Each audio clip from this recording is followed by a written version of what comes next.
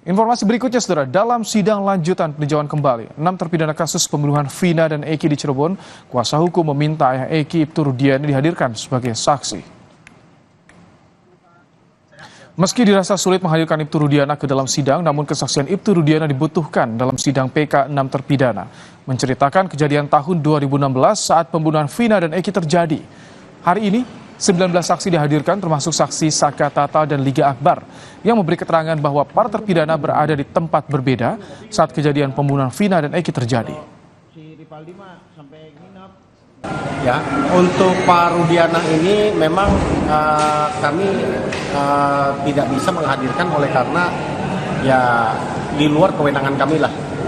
Prosedurnya kami sudah coba, ini harus izin karena masih aktif kan di dinas kepolisian. Saya berpikir bahwa waktu kita terlalu lama untuk secara administratif situnya sampai saat ini memang kita. Tapi kalau Pak Rudiananya ingin hadir dengan kesadaran sendiri, kami tunggulah dalam memberikan keterangan. Menpora Dito Aryo Tejo menanggapi dugaan penyelewengan dana Pekan Olahraga Nasional 21 Aceh Sumut usai mencuat sejumlah keluhan di media sosial soal infrastruktur yang belum memadai.